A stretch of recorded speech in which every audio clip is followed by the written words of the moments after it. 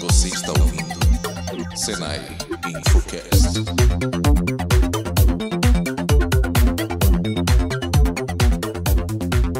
E aí pessoal, tudo bem?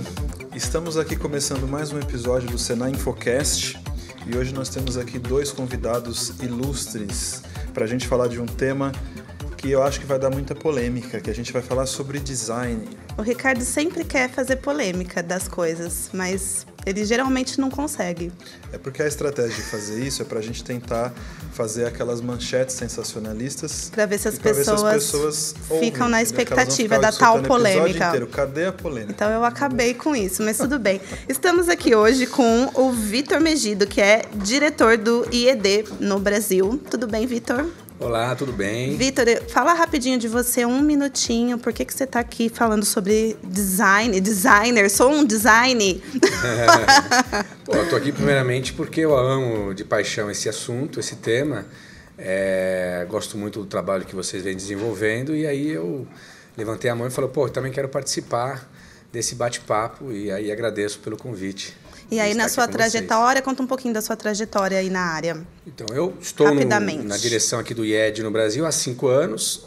Morei na Itália, 18 anos.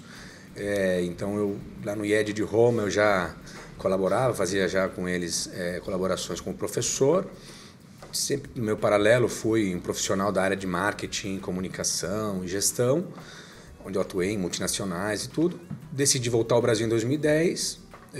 Fui convidado para coordenar a pós-graduação de Fashion Marketing and Communication aqui em São Paulo. Ficava então Ponte Aérea Rio-São Paulo. Até o momento que, em 2013, cerca, eu decidi voltar para São Paulo.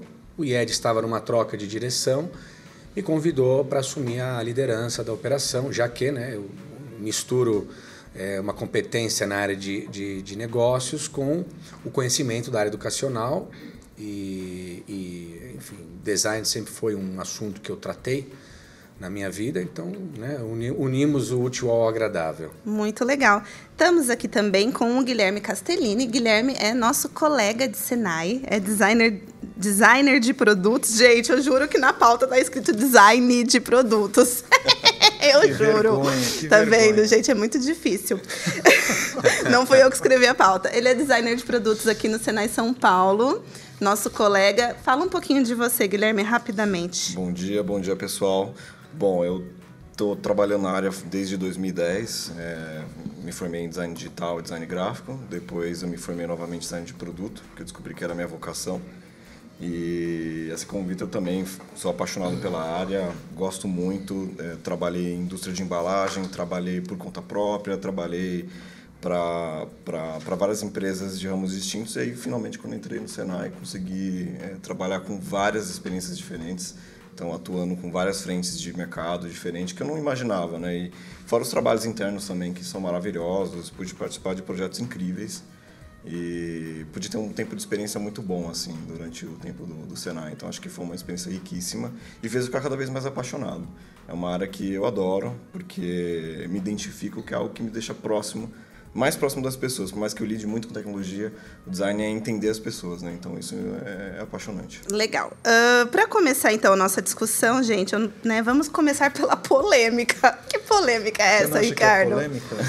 Na verdade, assim, gente, eu fico muito incomodado com a banalização do termo design.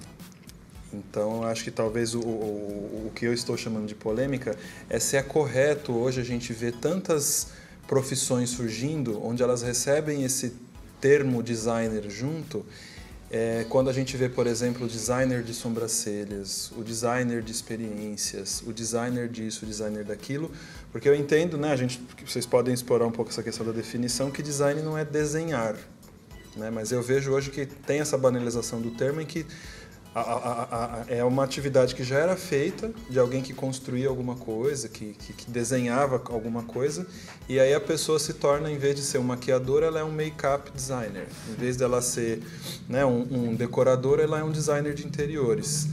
E eu queria saber a opinião de vocês sobre isso. Bom, eu acredito que design é projeto. Então, um designer ele é um projetista. Ele desenvolve soluções a problemas E ele faz isso com uma metodologia dita design, aí tem o design thinking, né? Tenta ser uma síntese desse conceito. Então, já aqui tem um primeiro grande ponto. É uma metodologia, né? Então, assim como a engenharia tem uma metodologia de trabalho, a arquitetura tem uma metodologia de trabalho, todas as profissões têm uma metodologia, né? A ciência, o design é uma ciência e é o projeto, e ela tem uma metodologia que ela aplica, e é o que você falou, Ricardo, ela parte do princípio do ser humano, né? Ela busca a solução e ela faz isso com um projeto, partindo do princípio que o ser humano, né, é a pessoa para a qual ela precisa entregar essa solução. Então, não é um artista e não é um publicitário, não é um profissional de marketing, não é um engenheiro, não é um arquiteto, ele é um designer. Então, aqui é o grande tema, né? Mas ela consegue ser uma designer de sobrancelha? Essa é a nossa dúvida. No fundo... Porque, gente, assim, falando sério, tipo, uma designer de sobrancelha, tá? Eu sei que a gente tá levando o termo lá pro... Mas, assim, ela faz... Ela projeta minimamente aquilo. Existe uma questão de harmonizar, entendeu? Existe um estudo por dentro disso. Óbvio que não estamos no mesmo nível, né? Mas... Não sei. É que o ponto é o design, ele não trabalha a estética só, puramente. É muito mais do que isso, né? É trabalhar o bem-estar, né? Guilherme, o que você acha? Passar a bola. Resolve a polêmica aí. Não é de hoje tomar nomes de profissões para usar para outros sentidos, né? Para valorizar aquilo. Eu lembro que um tempo atrás, muitos anos atrás, até quando eu tinha entrado na primeira faculdade, tinha muito aquela questão do arquiteto de informação, que eles estavam vendendo muito isso, que era o cara que, na verdade, trabalhava estrutura online de sites, ou então ele trabalhava estrutura de texto, ele virou um arquiteto. Isso gerou muita discussão, tanto que hoje está meio que em desuso, porque ficou ruim, os arquitetos achavam ruim. Teve um tempo também que o pessoal que trabalhava com cabelo, em vez de ser um hair designer, eles falaram assim, tá começando a ficar batido hair designer, e começaram a chamar de hair developer. Nossa, eu não lembro dessa fase. E isso, assim, o pessoal de empresas grandes estavam começando a se intitular hair developers, né? Tinha o cara que era o estilista e tinha o hair developer que desenvolvia cortes e tinturas. E isso é uma coisa que também começou a pegar muito mal, principalmente porque os desenvolvedores falam, não faz sentido. O design, ele sofre isso porque ele é um tema, na minha opinião, assim, é muito novo, no Brasil é muito incipiente. Não que ele existe há pouco tempo, mas o Brasil está começando a se acostumar agora com esse nome. Né? E então, causa muita confusão, então é um nome que fica bonito, parece que tem aquela questão do estrangeirismo, né? Você põe o designer ali e eu estou trabalhando com estética, então, como o Vitor tinha comentado, não é uma questão estética. Né? A designer de sobrancelha está trabalhando uma questão estética. Uhum. Mesmo que ela tenha, vamos pensar assim, minimamente um projeto, ali a questão ali é puramente estética que ela está resolvendo. A questão do design envolve pesquisa, envolve compreensão, envolve entender a experiência completa do usuário com aquele produto ou serviço. Então, eu acho que o tema design ele é muito mais amplo. Uhum. E quando a gente coloca em várias áreas que não são correlatas a isso, a gente começa a criar uma confusão e isso vai disseminando essa cultura do pessoal entender só como um lado estético. Ah, você é designer, você faz desenho?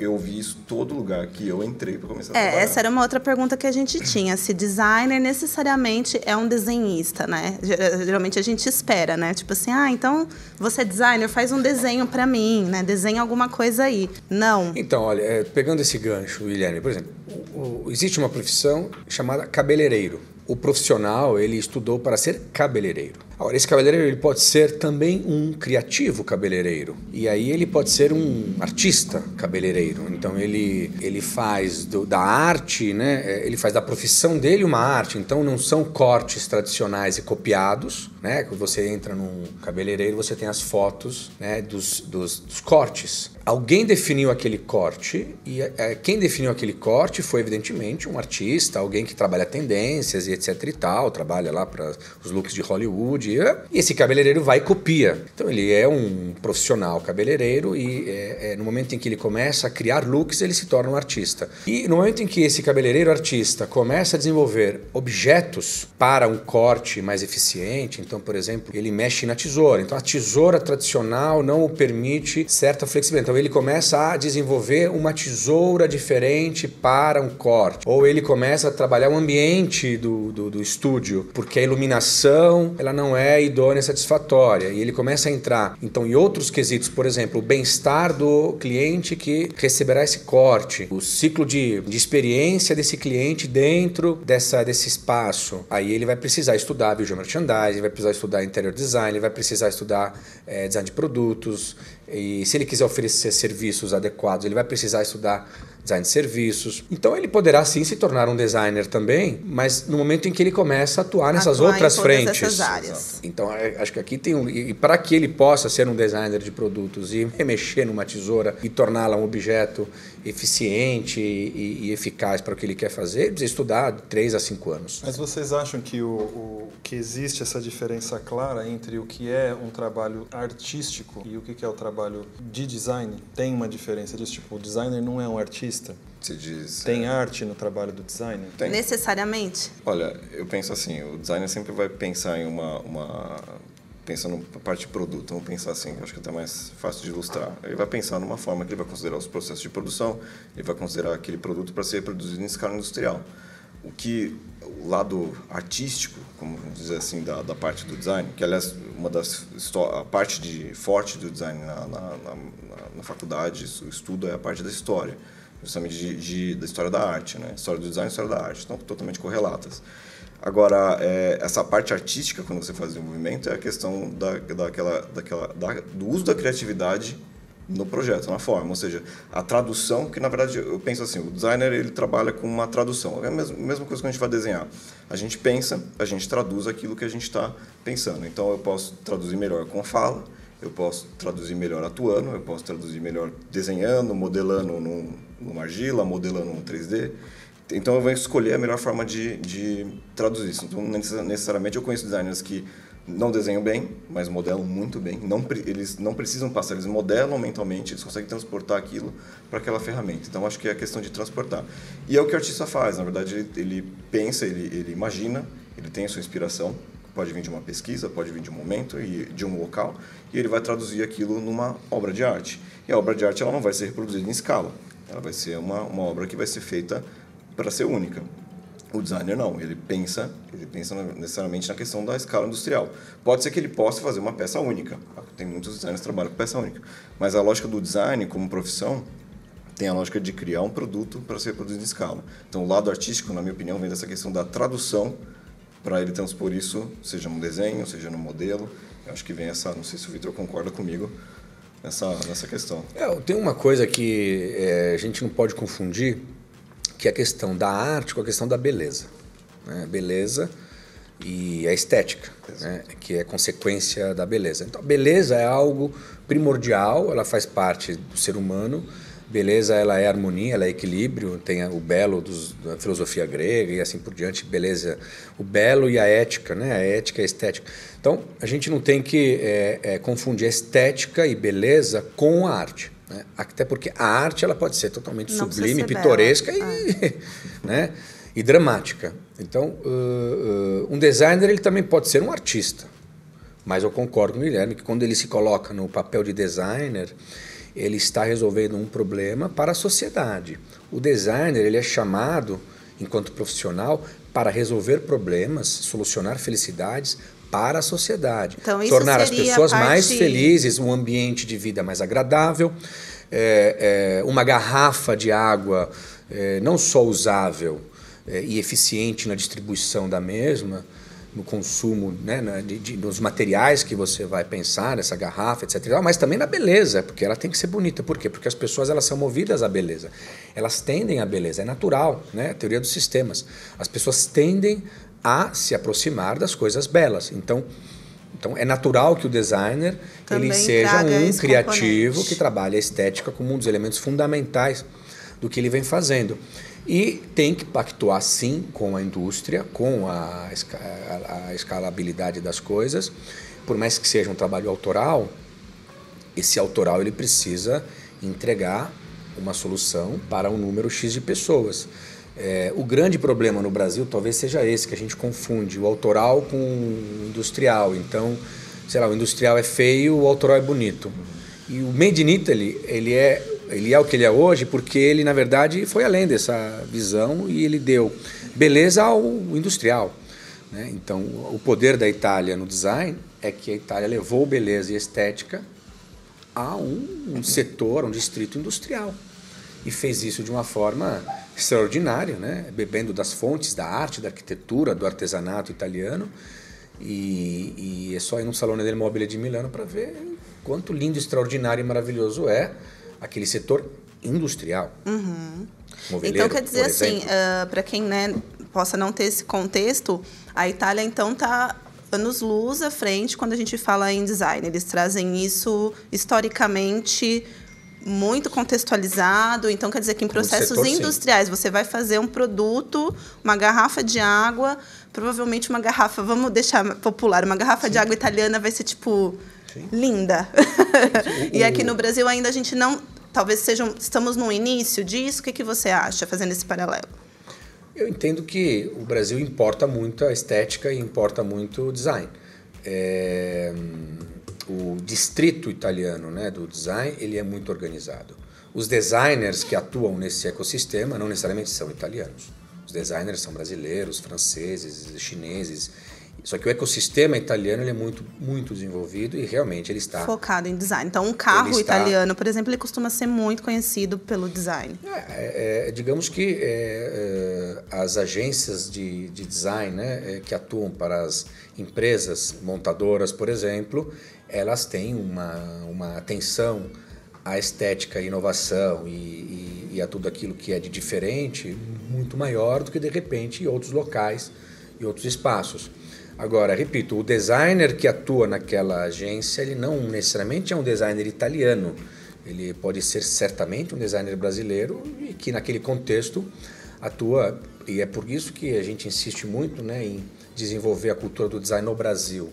Porque nós entendemos que o Brasil é um país riquíssimo de inteligências criativas para o design, né? E é um país que tem realmente, nesse sentido, um passo a mais, talvez, do que outros contextos, porque é um local muito criativo, né? É um humus de criatividade que nós temos no Brasil, é extraordinário. Basta ver, né, na publicidade, os nossos grandes publicitários, na música, na dança, na própria arquitetura e assim por diante. Então, não tem por que o Brasil, no design, não ser referência internacional.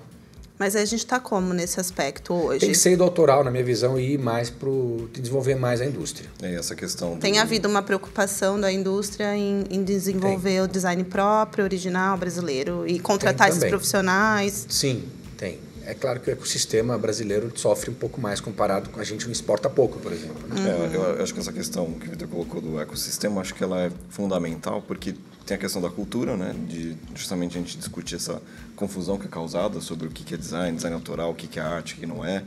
A questão estética que o Vitor comentou é muito importante, porque o pessoal entende que assim, eu vou fazer um objeto bonito e ele vai vender para todo mundo, que é uma mentira. Você vai estudar qual grupo pertence ou seja, a estética ela não é algo que você vai dimensionar para um grupo específico, mas você vai estudar para que ela atinja um determinado grupo, né? Dependendo da experiência, do contexto que aquele grupo vive, do impacto social que você vai causar. Então a estética ela pode ser dimensionada assim. E essa questão do ecossistema ela é importantíssima, porque o que a gente entende, eu pelo menos vivencio isso direto com os trabalhos que a gente desenvolve ali, são problemas com fornecedores, envolvimento fornecedor aqui no Brasil, porque vamos começar, sempre tem aquela questão design e engenharia, né? A questão da briga, principalmente falando da parte de produto, né? Quando a gente fala desse ponto, eu trabalho com engenheiros, são brilhantes, que tem um pensamento, adotaram o pensamento do design, se propuseram a estudar o design, então eles entendem, sabem das dificuldades que nós temos, aceitam e trabalham junto.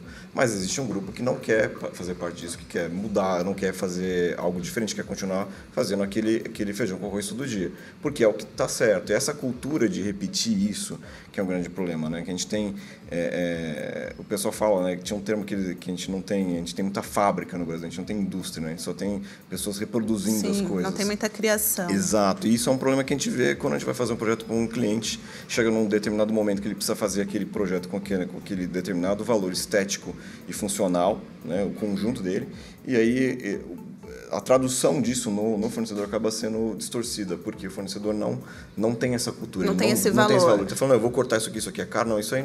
Eu já vi muitas reuniões que eu falo, tem isso aqui, se você quiser a gente faz, mas isso vai ficar muito caro.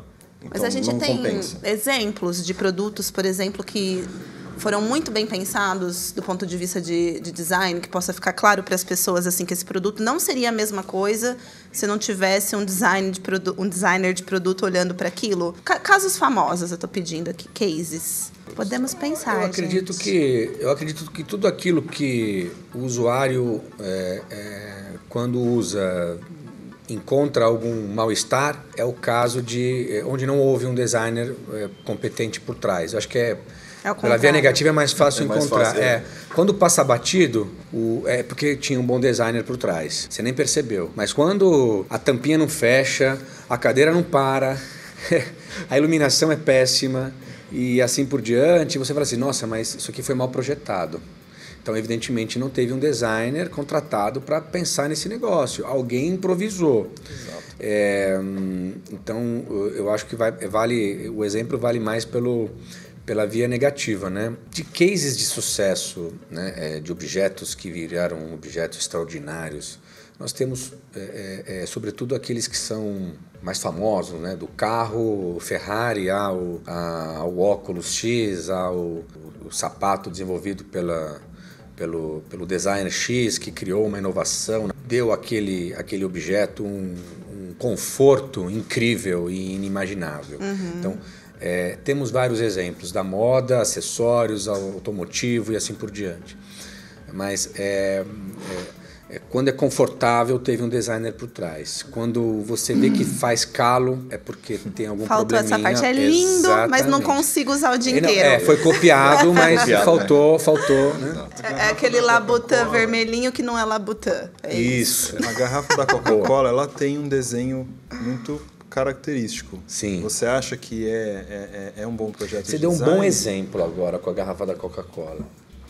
Porque, por exemplo, a garrafa da Coca-Cola ela é um case, né? Todos nós conhecemos, inclusive a latinha da Coca-Cola e tudo.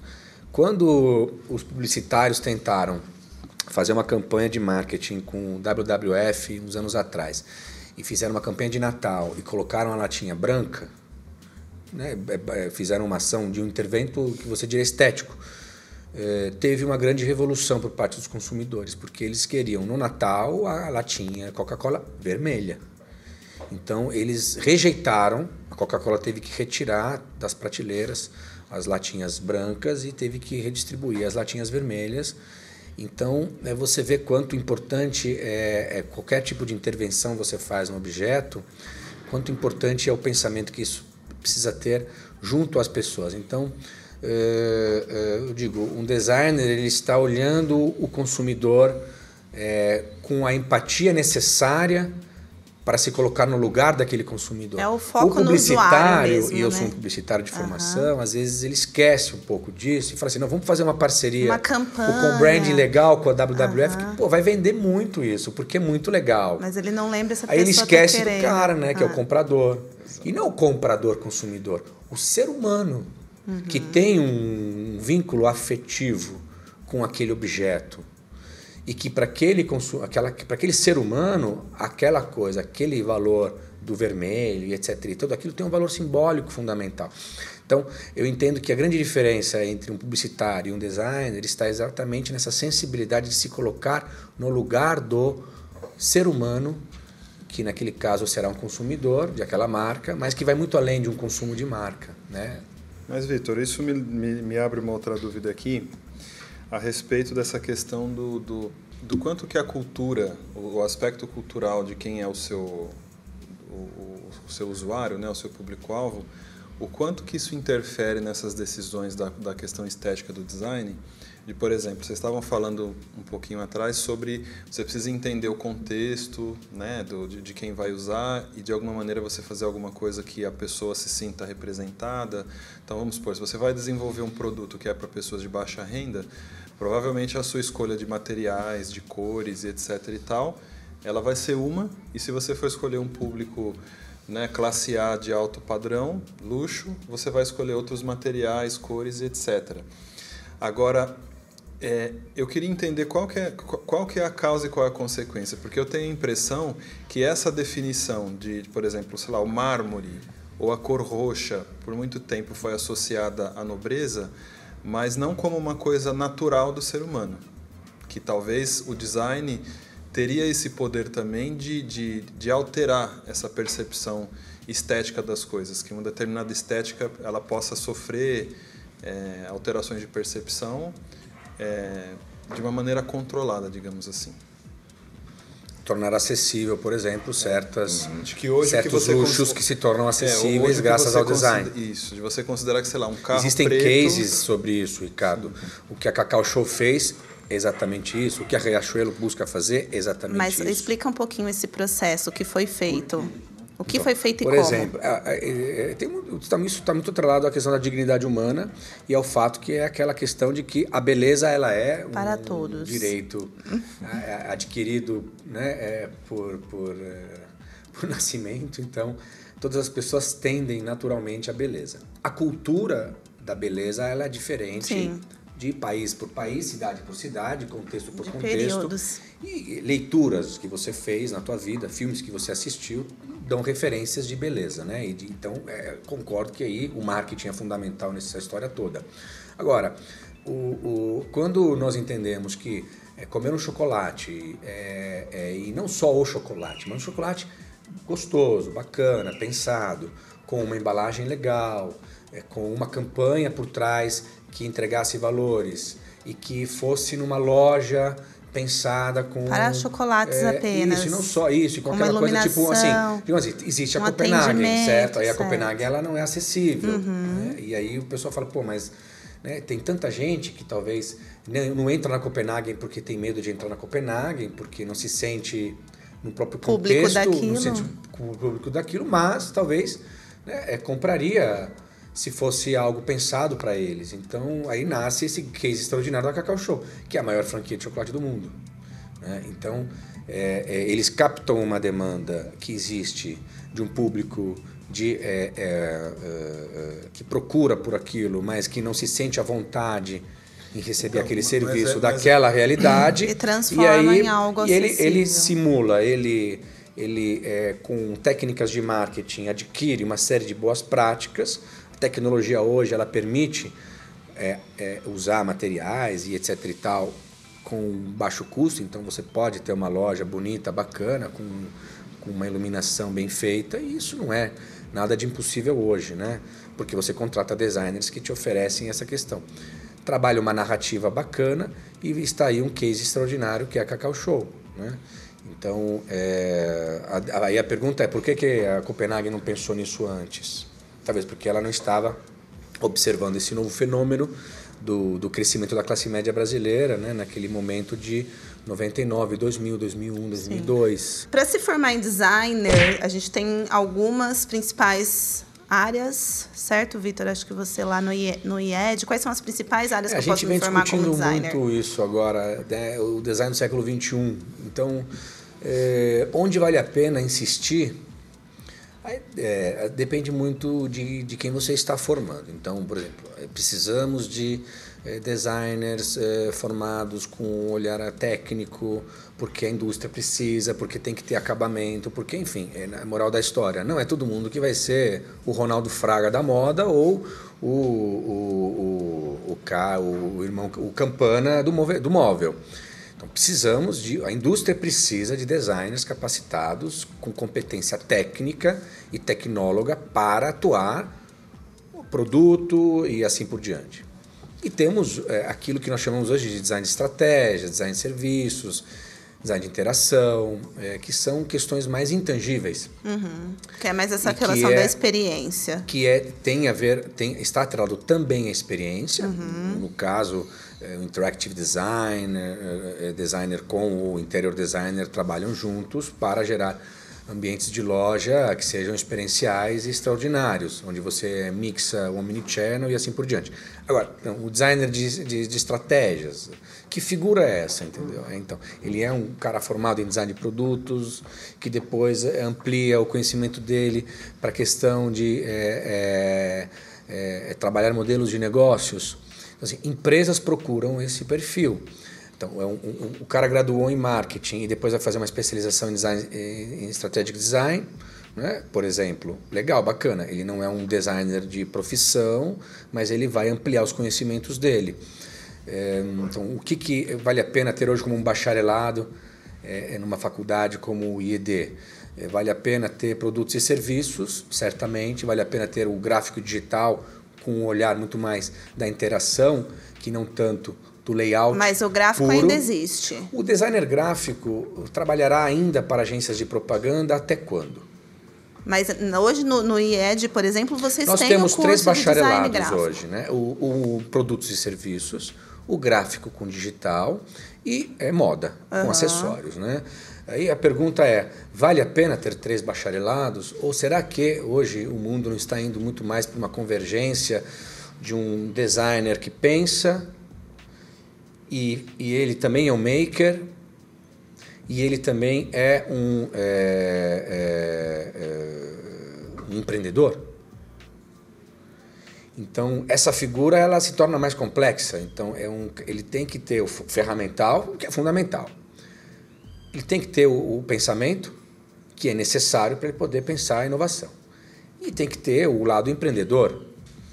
Então, não interessa tanto produtos, serviços, gráfico digital, moda, que é uma seja. Formação mais única. Interessa que ele tenha um mindset do design, que ele tenha o ferramental do design, porque ele tem que saber montar uma cadeira, fazer uma peça de roupa e construir objetos é fundamental. Que se ele quer ser chamado de designer, ele precisa também saber construir as coisas. Não dá para o cara querer ser um designer que só projeta. E assim, ele não sabe fazer, entendeu? Por assim, ele tem que passar por essa experiência. Mas só isso não basta. Então, saímos do século XX para o século XXI. Aí tem as tecnologias. Ele precisa conhecer tecnologias para poder interagir com os engenheiros. E quais são essas tecnologias? Tudo que vocês fazem aqui no Senai. Fala. Tudo que aqui tem de informática e software, tudo isso. Ele tem que conhecer para poder dialogar e colaborar com essas profissões. Como é que eu posso projetar algo inovador se eu não conheço as tecnologias? E você acha que as tecnologias elas também não podem estar criando uma certa confusão da pessoa que sabe mexer na ferramenta achar que é estudar design, por exemplo? Eu quero ser designer gráfico, então vou fazer um curso de Photoshop. Esse é um equívoco. Esse é um equívoco, porque você é um bom layoutista de Photoshop, que 30 anos atrás era fundamental, 20 anos atrás, 10, 5. Mas e agora que já vai ter o Photoshop inteligente, né? Você coloca lá o negócio e o Photoshop faz sozinho e de repente equilibra a luz e tudo. Então, eu não sei qual que é a tendência de futuro de um cara desse. Eu acho que essa questão que você comentou é verdade. Muitas coisas vão ser automatizadas. Eu acho que mesmo o pessoal tem uma noção errada de que alguns serviços não são automáticos, são automáticos. Né? Acho que a própria questão de trabalhar com edição de imagem, trabalhar com ferramentas desse tipo podem ser automatizadas, já estão sendo automatizadas, boa parte do serviço já está sendo automatizado. Então, qual que é a inteligência por trás? O que o Fender comentou é verdade. A questão, o mais importante, mais do que a formação, é o mindset do design, ou seja, aquela questão, curiosidade nata, né? Porque um bom designer, na minha opinião, tem que ser muito curioso, saber querer desmontar as coisas, mesmo que depois não consiga montar de novo. Continua lá tudo destruído, mas desmontei. Saber como funciona, ser questionador, porque eu acho que a criatividade de um produto vem da questão de questionar. É muito comum você encontrar muitas produtos são criados por convenções, ou seja, é convencional. Aquilo ninguém sabe por que ele é feito daquele jeito, mas é feito até alguém questionar. E o questionamento ele é o início para você ter uma criação diferente. Então, o questionamento é importante. E a lógica de você, como o Vitor comentou, criar. Né? Não adianta você saber pesquisar, ter esse mindset, mas você não conseguir criar. Não conseguir fisicamente modelar aquilo, criar. É uma coisa que, a primeira coisa, você conseguir modelar mentalmente aquilo, seja um serviço, seja. Quando a gente fala modelar, realmente é criar mesmo. Né? Uhum.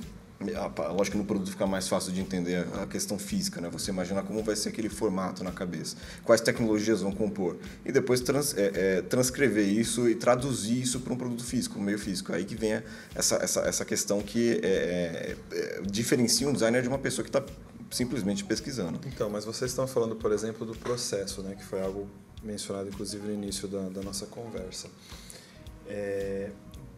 Eu entendo que tem um processo que é um pouco mais operacional no trabalho do designer, que já está já iniciou bastante coisa que está automatizada, mas eu vejo também que hoje, com o avanço da inteligência artificial, então se a gente for pegar o que é inteligência no trabalho do design, isso também já é algo que está próximo de começar a ganhar algum tipo de automatização.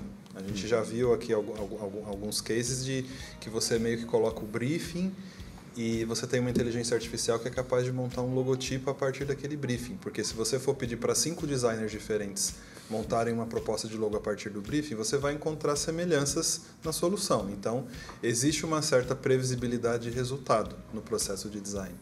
Vocês acham que em algum momento um designer poderia ser totalmente substituído por uma inteligência artificial? Um computador poderia ser treinado para criar? Eu acho que não. O designer, não. O copiador, sim. O técnico que pensa o acabamento, talvez sim. Mas o projetista, não. Porque nós precisaremos de um projetista do software da inteligência artificial. Então, mas quando eu vejo, por exemplo, um designer fala muito sobre referências, né? Que você precisa ter um bom repertório para você criar. Você cria a partir do seu repertório.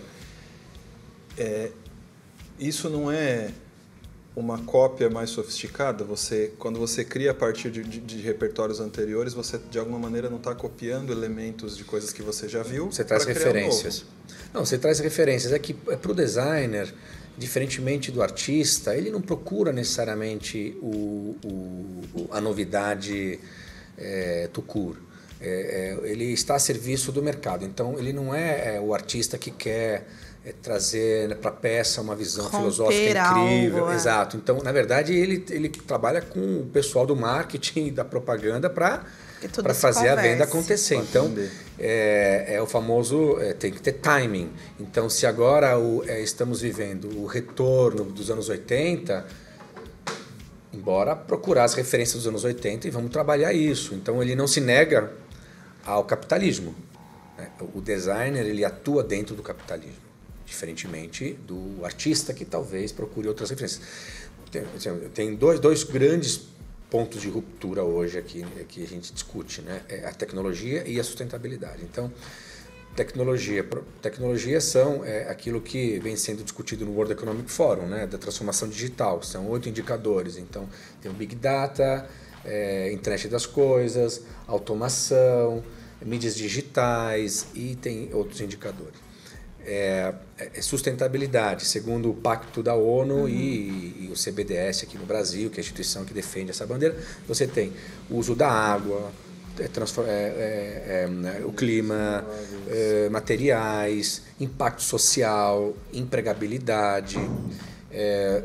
Então, a sustentabilidade ela não só mais econômica, mas também ambiental e social. E as tecnologias impactam no jeito de fazer as coisas, gerando novos serviços e novas oportunidades de negócios. Então, se esse projetista não conhece de sustentabilidade e não conhece de novas tecnologias, esse cara esquece, ele não vai passar. Esse cara que só cria um logo. Ele não vai passar. Agora, o designer que conhece de tecnologias, das novas regras da sustentabilidade e portanto, conhece as leis do mercado, ele é um projetista fundamental em qualquer empresa. E ele não vai atuar no departamento de design. Não existe mais departamento de design, né, nos grandes grupos. Ele vai atuar no board da empresa. Na tomada de decisão. E essa lógica é lógico que a gente vai ensinar as máquinas a pensar como nós. Eu acho que a tendência da humanidade é se livrar dos trabalhos repetitivos e, com o passar do tempo, se livrar praticamente quase todo o trabalho. Vamos pensar no futuro, numa utopia. A gente não trabalha, as máquinas trabalham totalmente para nós. Estamos aguardando por esse momento. Eu já faço isso, na verdade. Eu sento na minha mesa e fico esperando o computador resolver. Às vezes ele não faz, né? Às vezes ele não faz. Eu falo, ok, gente, eu vou dar um... Agora é comigo. Vou começar. Mas eu acho que nessa lógica existe uma questão que as máquinas não fazem ainda, e eu não vejo no futuro próximo elas fazendo, a questão da empatia.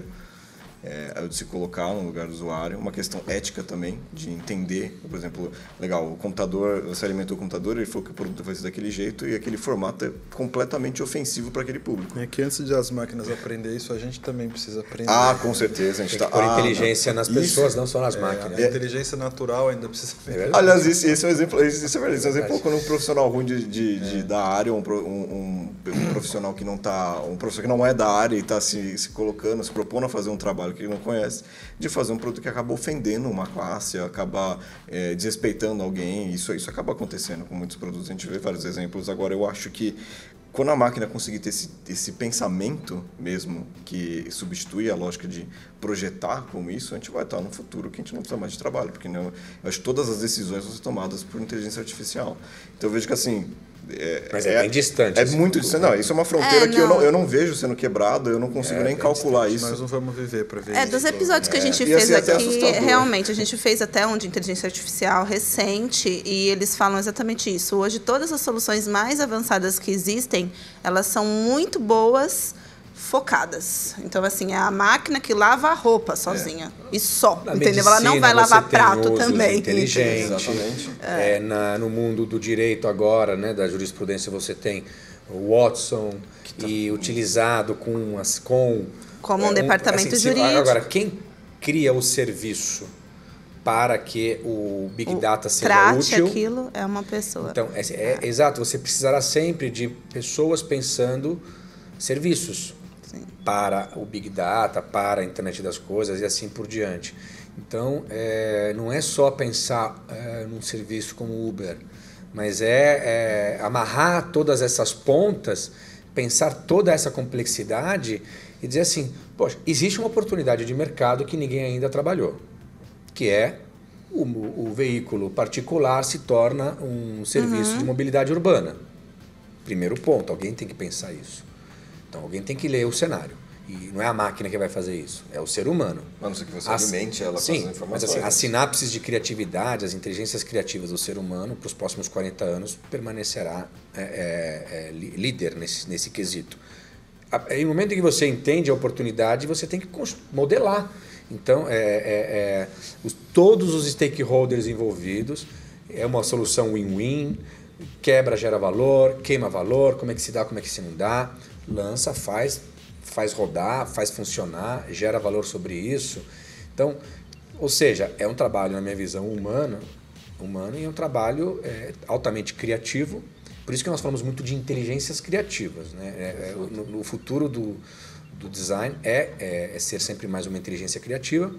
E em 2030, 60% das profissões ainda não existem hoje. Então, a tendência é que o futuro seja de inteligências sempre mais criativas. Nós vamos ter vários designers, então, de várias coisas. Bom, Guilherme, fica tranquilo que você está no caminho certo. Eu também sou altamente criativa. Tô com o meu garantido. O que eu ainda queria que vocês explorassem um pouco é esse processo que vocês falam. Porque, por exemplo, ainda sobre a polêmica inicial, por que eu não poderia, então, chamar um arquiteto de um designer de edificações? Ou eu poderia? Porque a formação superior, por exemplo, eu sei que muitos cursos bacharelados de design, eles foram derivados de um curso de arquitetura. Sim. Aqui no Brasil tem muitos designers que já têm bastante experiência, que eles são arquitetos. Então, existe uma diferença real entre esse processo de arquitetura e esse processo de design? Ou é só uma briga terminológica? Guilherme, você enquanto designer pode falar também. Existe, eu acho que tem uma questão aí da especificidade na leitura. Eu acho que existe, e assim, o design realmente, quando o design foi criado, a lógica do design industrial, na Bauhaus, na verdade era uma necessidade que Bauhaus é a escola na Alemanha de design, né? Então, assim, um dos berços da parte de design industrial, eles fizeram uma leitura de melhorar processos e desmistificar o uso de novas tecnologias para as pessoas poderem entender. Era um dos berços, né? Fora várias outras frentes. E fizeram isso com uma maestria e hoje são referências e criaram várias escolas derivadas deles que são referências até hoje. Quando a gente fala que o design realmente veio aqui, principalmente aqui no Brasil, veio de cursos de arquitetura e de engenharia, no meu caso, eu estudei em uma que a referência era muito de arquitetura, tinha muitos professores que eram arquitetos e fizeram design também, e professores que eram engenheiros que fizeram design, então eu tive essas duas referências. Eu acho que, uma coisa eu tenho certeza, o cenário nos próximos 20 anos, eu estou colocando um prazo bem longo, mas 20 anos, o nome das profissões vai mudar completamente. Eu acho que mesmo que a gente vai ter as profissões tradicionais, por exemplo, a arquitetura tem o seu modo de pensar e de agir, tem alguns pontos que com certeza se assemelha com o design, assim como a engenharia também tem pontos que se assemelha, mas tem pontos exclusivos. Eu acho que a lógica do design é focado muito por uma questão de, como o Vitor comentou, resolver um problema da sociedade. Eu acho que o design ele até pega uma questão um pouco mais ampla. Não que o arquiteto não tenha essa importância de pensar uma questão muito mais ampla, com certeza tem, mas ele é muito mais focado. Eu acho muito mais focado com a questão que ele está trabalhando com a parte de construção civil, ele está pensando naquele ponto. É onde o design pode intervir, mas não é a especialidade dele. Agora, se isso um dia vai se fundir, se as duas vão se fundir, vão se tornar, de repente, vai ter um designer de edificações, alguma coisa do tipo. Pode ser, eu não duvido, porque eu já vi muitas profissões nascerem, morrendo e mudando de nome. O que a gente vê é que o que é tradicional se manteve, né? Arquitetura, engenharia e medicina está se mantendo. Mas estão se criando derivadas, e essas profissões derivadas estão criando conexões entre essas áreas que não existiam antes. Hoje a gente vê muitos profissionais de design trabalhando, por exemplo, eu realmente trabalhei com muitos projetos da área da saúde, e a gente vê esse link, a gente serve como um link entre a engenharia e a medicina e as pessoas. Como o designer está trabalhando sempre com essa interface com as pessoas, então sempre que vai ter alguma coisa que vai utilizar essa interface, vai beber da fonte do design, assim como o design vai beber da fonte técnica dessas outras áreas. Então, eu acho que tem suas diferenças, eu acho que vai demorar ainda para ter de repente, uma possível fusão, mas pode acontecer. O foco o design é focado para as pessoas, então ele sempre vai ser um link entre áreas que aparentemente não eram correlatas. Com o advento do design, a gente vê essa proximidade nascendo. Engenharia, medicina, arquitetura, todas com o propósito de resolver um problema para as pessoas. Um problema, como o Vitor comentou no começo, um problema social. Você falou de hospitais, acho que é um bom exemplo. Você tem os hospitais nasceram porque as pessoas se adoeciam e precisava ter um espaço, um local para juntar essas pessoas e tentar salvá-las.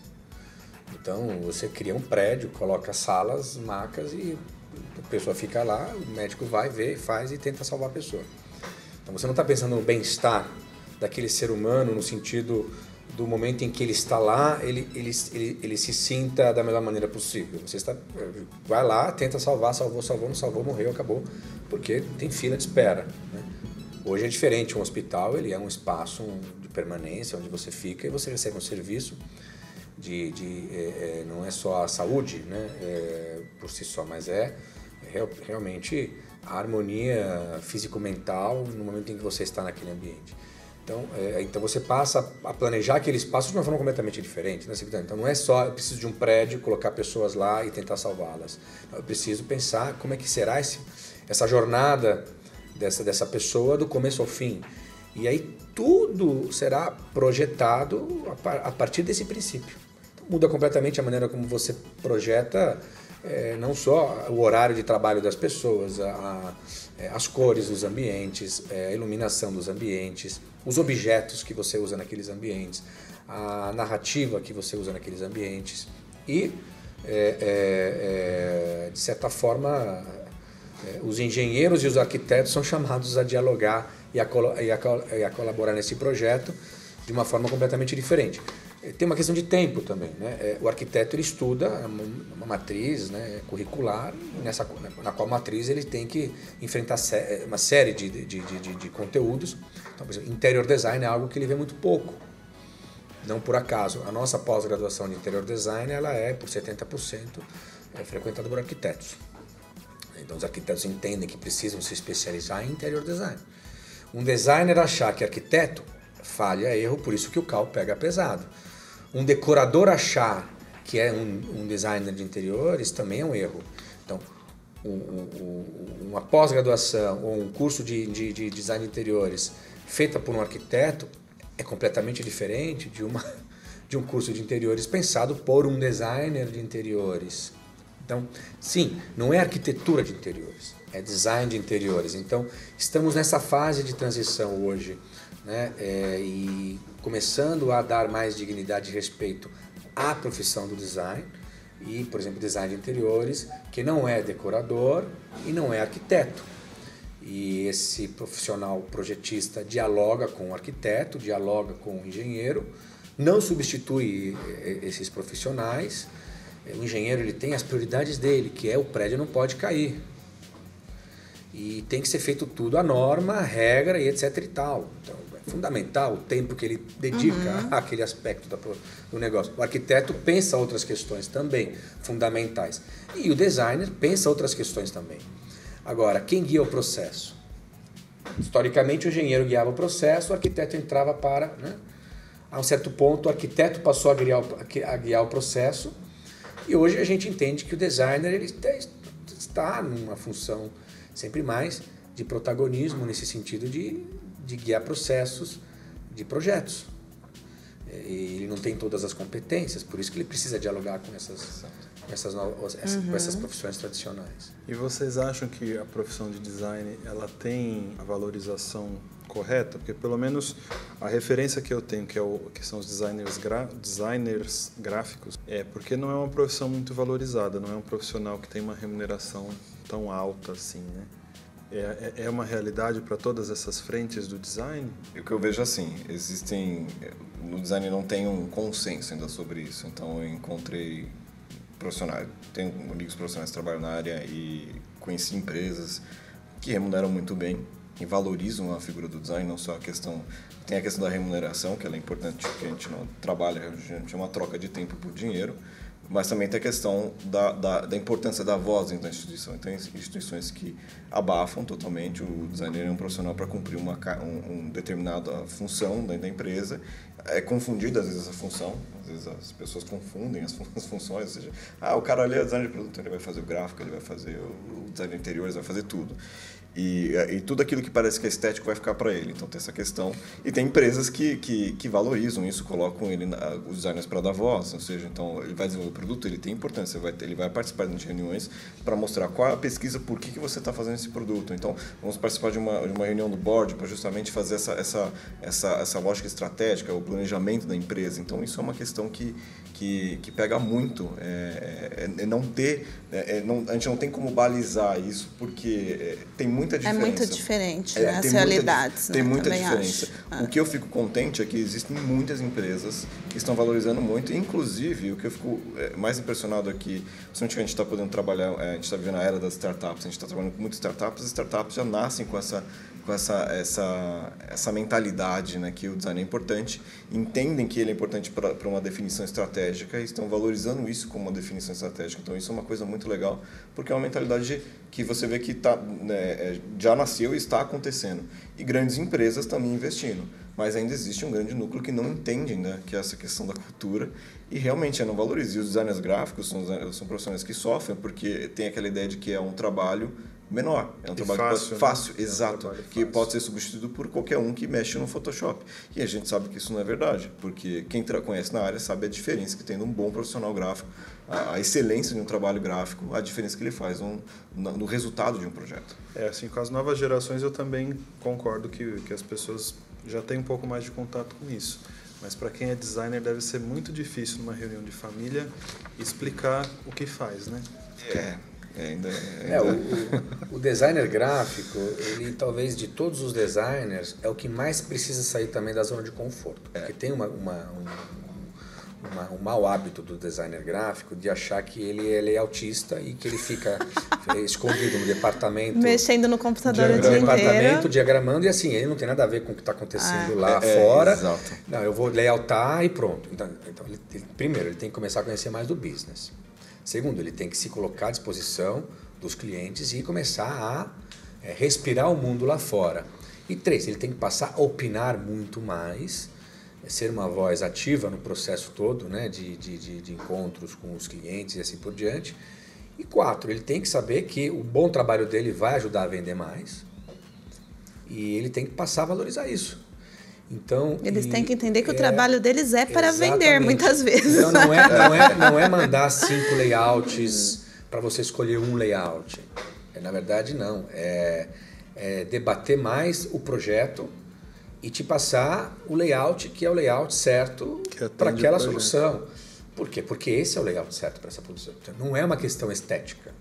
Não é que é mais legal assim, não é mais ou bonito, assado. mais feio. Mas veja bem, o processo foi esse e a solução é essa. Então, ele não é um gráfico, ele é um solucionador de uma questão fundamental para gerar, por exemplo, um aumento de vendas ou assim por diante. Se ele não coparticipa do processo, aí ele permanece o designer que faz a embalagem. Mas não é o ponto de fazer uma embalagem, né? É claro que é evidente que você tem que ter competência técnica para fazer uma embalagem, porque a fonte tem que respeitar legível, certas questões e assim por diante.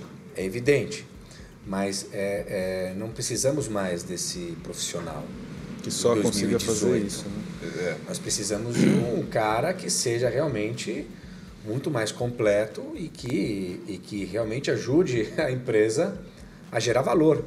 Ele tem que ser uma parte do valor. Ele não tem que ser o cara que briga porque o cliente não entende nada e que o layout dele é legal. E você acha que as instituições de ensino, como o IED, é o papel delas tentar trabalhar também essas habilidades que não são técnicas na formação desses profissionais? Porque assim, eu conheço bastante designers, mas é bem comum essa postura que você está descrevendo aí, dele ser uma pessoa que não tem toda essa habilidade para extrair direito a necessidade do cliente, porque o cliente geralmente não sabe muito bem o que ele quer. Então você precisa saber fazer as perguntas certas para entender o real problema, né? E eu acho que muito designer não tem essa facilidade de extrair e esperaria que o cliente ideal viesse com um briefing já com tudo muito bem definido só para ele executar. O grande desafio do designer é ele parar de pensar que a culpa é do outro. Então, né? Sartre já dizia, né, que o inferno são os outros, né? Essa é uma tendência natural das pessoas, a culpa é sempre do outro. Mas o designer, ele tem uma tendência especial em achar que o outro não entende nada, que ele é um ser especial e único, né? E que recebeu, né, do divino uma visão, aquela inspiração, aquela evidência que então o que ele fez está certo por inquestionável. Inquestionável. Então, qual que é o nosso desafio? É desenvolver aquilo que o Guilherme falou, que é o olhar criativo, curioso, questionador. A nossa maior dificuldade hoje na escola é convencer o aluno de que, por exemplo, atividades complementares é algo fundamental para ele desenvolver o lado da curiosidade. Por exemplo, quando eu falo assim, olha, você tem que fazer as atividades complementares, mas não é porque você tem que me trazer o relatório falso copiado na internet, ou vai lá no cinema, espera o fulano sair do cinema, pede para ele o bilhete, né, o ticket do filme. E comprova que viu o filme. E comprova que viu o filme. Não é esse, assim, veja, pelo amor de Deus, você está me enganando aqui, mas o maior enganado nessa história é você. Porque essas horas de estudo que nós colocamos na matriz é para você desenvolver o teu olhar curioso, o teu olhar estrangeiro. Fundamental você passar por essas atividades culturais, criativas, indagadoras. Porque se você não faz isso, você não vai ser um bom designer. Então, o nosso maior desafio é convencer esse pessoal de que não é só sala de aula, não é só ficar lá ouvindo o professor contar a história, que o aluno precisa construir a história dele.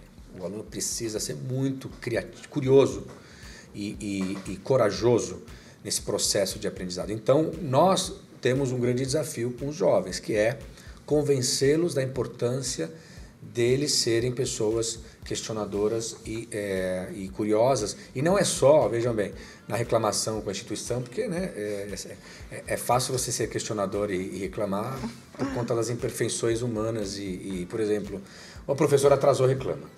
Ou aconteceu alguma coisa, reclama. Ou, sei lá, não recebi uma boa nota, reclama. Então, não é isso ser questionador. Ser questionador é trazer as soluções... É ser propositivo, trazer as soluções para que, por exemplo, a própria instituição passe a falhar menos. Sim, na linha de por que não podemos, né, fazer assim. Então, assim, veja bem, eu sou um designer, estou estudando design. Então, a instituição falhou. Por que vocês não passam a fazer dessa maneira? É isso que eu esperaria de um olhar crítico de um aluno de design.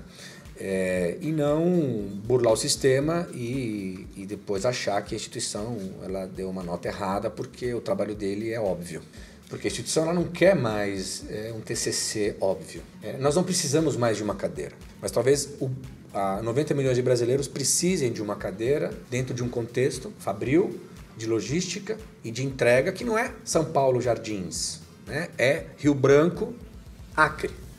Então, né, nós não precisamos de mais uma camiseta, mas talvez muitas pessoas precisem de um certo tipo de camiseta, ou o ambiente precise de um certo tipo de camiseta pensada com um outro olhar. Então, não precisamos de mais um TCC óbvio e banal. Precisamos de um TCC que seja inovador do ponto de vista tecnológico, sustentável, modelos de negócios e serviços. Então, passamos a ser mais exigentes e ser exigentes nesse contexto se torna complexo quando você está numa fase de transição híbrida, né, do modelo analógico para o modelo digital. E essa questão, completando o que o Vitor comentou, até pegando o gancho lá atrás que ele comentou da questão do design gráfico, essa questão do comodismo, é fato, porque eu não tenho que ser, de repente, o cara que vai pensar em qual rótulo que eu vou colocar nessa garrafa, mas tem que pensar como vai ser essa garrafa? Eu vou precisar de rótulo? Eu preciso dessa garrafa? Eu acho que essa questão, o contexto que é muito importante dizer, onde eu vou me inserir nisso? Eu quero ser o cara que vai simplesmente executar uma tarefa repetida, ou ser sempre criativo no rótulo, cada vez mais criativo, ou pensar, por que eu preciso dessa garrafa? Por que eu preciso transportar água dessa forma?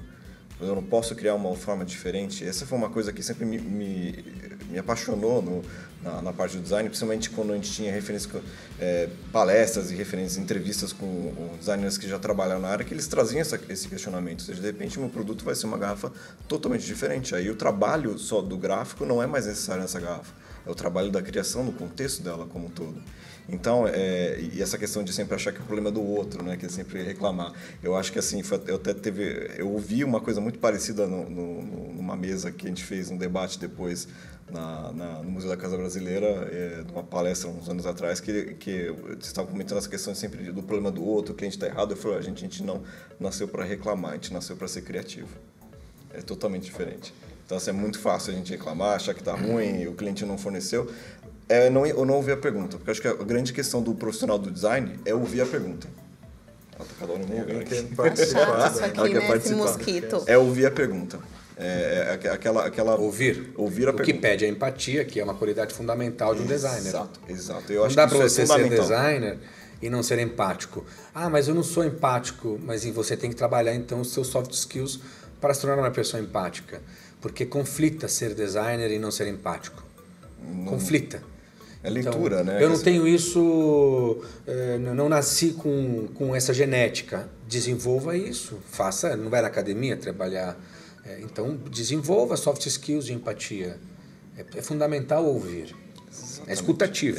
Exatamente. Não é ouvir. Ouvir, É ouvir. Não, você não ouviu. Peraí, ouve direito. É um erro muito comum. As pessoas acham que elas vão numa entrevista perguntar para a pessoa assim, o que está de errado aqui no seu projeto. E ela vai falar, o que tá errado com a minha vida? Não, esse produto está errado, exatamente isso, você tem que fazer exatamente isso. Perfeito. Não, é ouvir a pergunta que não foi falada. Porque é aquela máxima lá que se o Henry Ford for perguntar para as pessoas que elas queriam naquela época, eles iam falar que queriam cavalos mais rápidos. Mesma coisa com a invenção do tablet.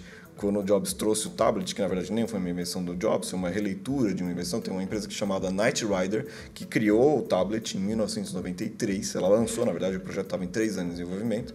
Ela criou um tablet mesmo, na época. Era o tablet, chamava tablet, funcionava como uma revista digital. E não deu certo, a empresa faliu. Eles gastaram dinheiro com aquilo, não deu certo, porque na época a leitura não era necessária. As pessoas não iam trocar o jornal por um tablet, não iam carregar aquilo para cima para baixo, não tinha as comunicações, foi uma leitura errada de contexto, ou seja, é ouvir a pergunta. Às vezes eu posso achar que eu estou trazendo uma tecnologia alienígena para as pessoas, mas ela não é o que as pessoas precisam no momento. Bem pertinente isso. Então, uma colocação fundamental essa. Então, eu acho que assim, a questão da lógica de trazer é o momento. Qual momento eu estou trazendo aquilo? O conceito do tablet foi criado na Apple em 98 e ficou guardado por 10 anos, mais de 10 anos. até ser lançado oficialmente, acho que foi em 2008, 2009. Quem era o verdadeiro designer entre o Jobs e o parceiro dele lá? Jonathan Ive, né? Não, o outro, que era o Wozniak. Exato. Quem era o verdadeiro designer lá da história? Porque o Jobs talvez não existiria sem o parceiro dele, né? Exatamente. Que mexia lá, colocava a mão na massa, fazia a máquina funcionar e tudo. Mas o Jobs era um cara que entendia o momento. Tinha leitura do contexto, né? E desenhava o processo todo. Então, né? Agora, a colaboração foi fundamental naquele negócio lá, né? Eu vejo o caminho é a colaboração. Perfeito. O futuro é a colaboração. Perfeito. Muito legal. Acho que deu pra gente, então, desfazer as polêmicas. Infelizmente, eu não vou poder ir hoje na minha designer de sobrancelhas. Eu não sei nem por onde começar essa jornada. Você procura uma esteticista que já vai te atender. Ela tem que ser uma grande não vai profissional ter, da área, porque sobrancelha, se é mal feita, dificílimo. é um drama. Por então, isso que eu tô todo falando. respeito por essa profissional. Dificílimo. E ela é uma pessoa que trabalha com estética e beleza. E, de certa forma, né, ela não tem que se sentir menos por não ser uma designer. Na verdade, ela é, de certa forma, uma artista, uma esteticista, exatamente. Ela trabalha com a beleza, né? Sim. E importante que ela entenda que ela não é menos por ela não ser uma designer, porque ser designer é uma coisa diferente, é que a gente tentou explicar. Gente, obrigada por estarem aqui hoje. Espero que voltem mais vezes. Obrigada, pessoal, por ter ouvido a gente até aqui nesse bate-papo. Espero que a gente tenha esclarecido aí as principais dúvidas, polêmicas e anseios em relação a essa área, que, ao meu ver, eu acho que grande parte dessa confusão é porque realmente é uma das áreas que mais é impactada pela transformação digital, né? Nos últimos 10 anos, se a gente imaginar tudo o que aconteceu para um designer gráfico, por exemplo, que tinha muita demanda e que hoje tem, muito pouco, esse mercado foi totalmente transformado. A questão da experiência dos serviços, que praticamente não existia no Brasil há 10 anos, e hoje as startups sabem que não tem como começar sem isso. Então, eu acho que é um dos profissionais que mais são impactados. Então, pode ser bom, pode ter sido um lampejo também ouvir esse podcast hoje para repensar mesmo suas escolhas, suas posturas, né? Além de quem está pensando em atuar na área, ver se tem realmente algum perfil, né? Porque, de repente, se só sabe desenhar, talvez não seja o caso nos dias de hoje. No passado até seria. Ele poderia facilmente para uma área de gráfica, mas hoje talvez não. Legal, pessoal. Então é isso. Tchau, obrigada. Obrigado. Tchau, gente. Obrigado, hein? Muito obrigado. Você ouviu o Senai Infocast. Acesse nosso site infocast.senai.io. Lá você encontra todos os nossos episódios. Baixe no seu celular e ouça quando e onde quiser. Aproveite para curtir nossas redes sociais e nos avaliar no iTunes. E não se esqueça de comentar o que achou do episódio. Se gostou, recomende para um amigo.